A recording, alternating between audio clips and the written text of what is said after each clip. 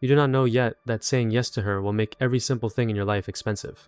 You meet her on a Thursday night because your boss cancels dinner and sends you in his place. You are 29, finally becoming the kind of man who gets invited upstairs. Good suits, better clients, a salary that lets you pretend freedom is close. The restaurant is private, old stone walls, no music, 3 occupied tables. She is already seated when you arrive. She never once looks at her phone. She watches the door instead. You apologize for the substitution. She says your name before you offer it. That should bother you. It does. She is not dramatic. No diamonds loud enough to announce themselves. No entourage crowding the room. Black dress, plain gold watch, a scar crossing one knuckle. You ask what line of business she is in. She smiles slightly. Continuity. The waiter appears the moment she glances up.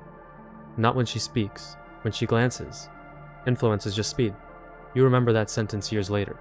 Dinner lasts 90 minutes. You talk more than planned. She asks questions nobody asks anymore. Whether you sleep well, whether you trust compliments, whether your father was proud of you or merely relieved. You tell yourself she is interesting. It is worse than that.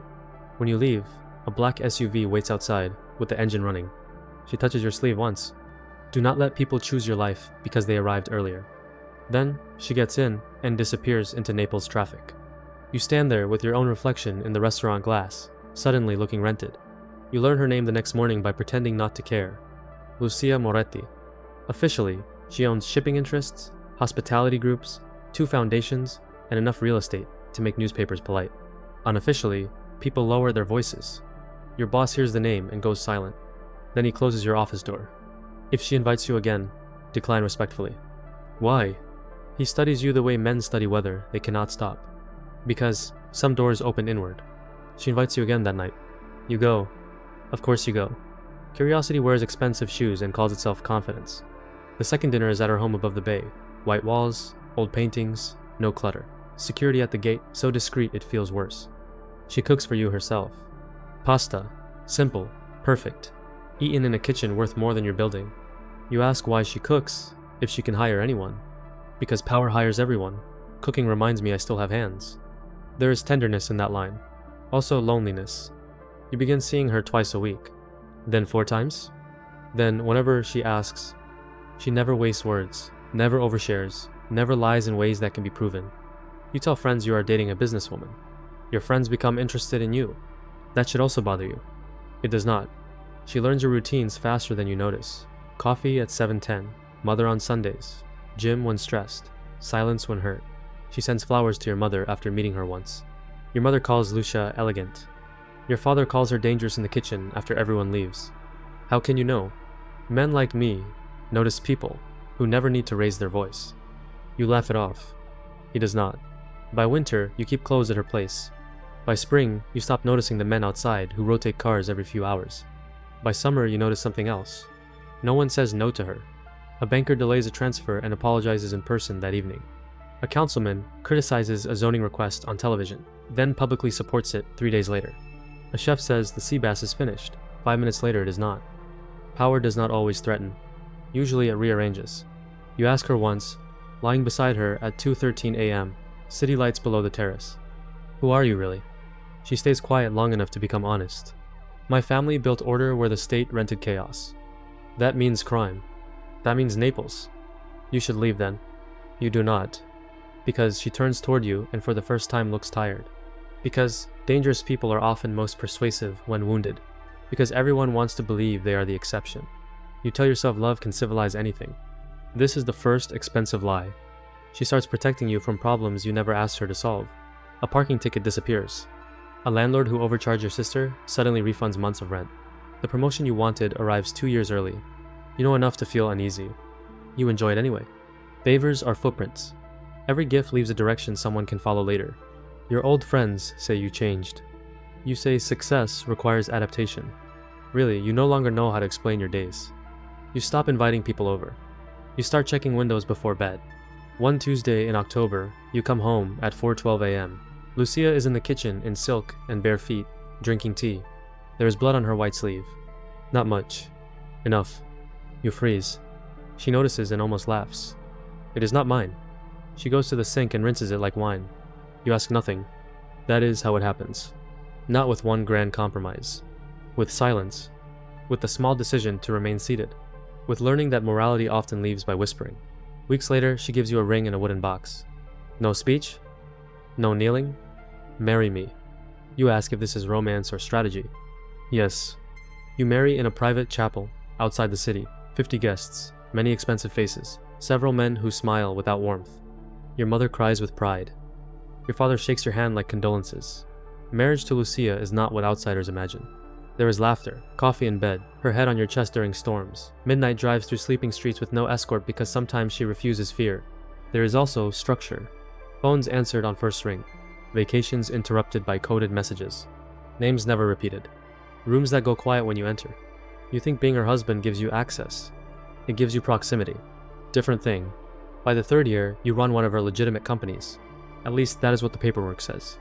You wear navy suits and sign clean contracts built on dirty leverage. You tell yourself you are helping modernize the empire, meaning reversal arrives dressed as responsibility.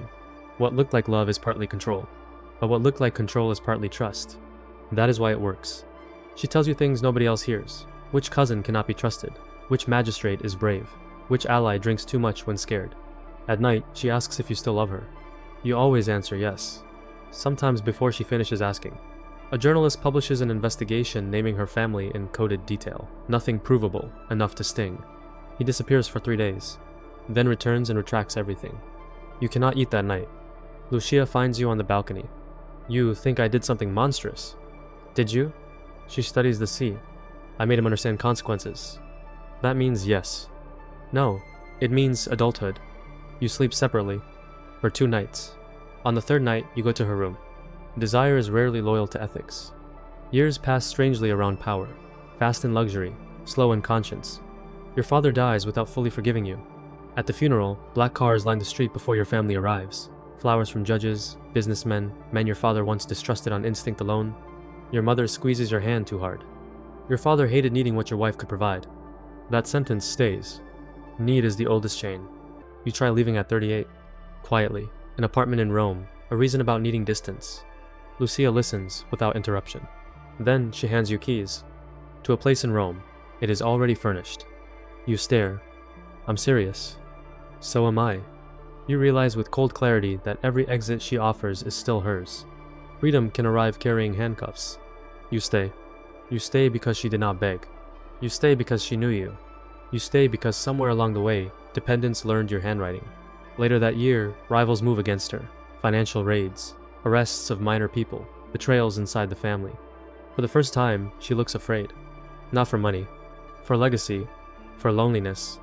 You become useful then, in the only honest way you ever have. You sit beside her during interrogations by lawyers. You tell her when a cousin lies. You hold her while she sleeps 3 hours at dawn. You discover another twist. You thought she was absorbing you. She was also leaning on you. Even empires need one witness. At 44, you have no old friends left. At 46, strangers greet you by name in restaurants you never chose. At 49, you cannot remember whether your tastes are yours or inherited through convenience. Identity erosion is quiet. No sirens, just comfort. Then, one winter, she collapses while reaching for a glass. Hospital lights flatten everyone. For the first time since you met her, no one can help. Operations, recovery, weakness she hates more than pain. You sit beside the bed reading headlines she once controlled and now ignores. She takes your wrist. If I die, they will fight. You won't. That is not an answer. What do you want from me? The smallest smile. The truth. You cry harder than when your father died. Because grief for the living is crueler. She survives. Reduced, not broken. She walks slower, speaks softer, trusts fewer people, and, strangely, you more. You move to the coast. Less public life, more mornings. Tomatoes in pots. Newspapers folded untouched, her hand finding yours without looking. Sometimes peace comes late and asks not to be judged.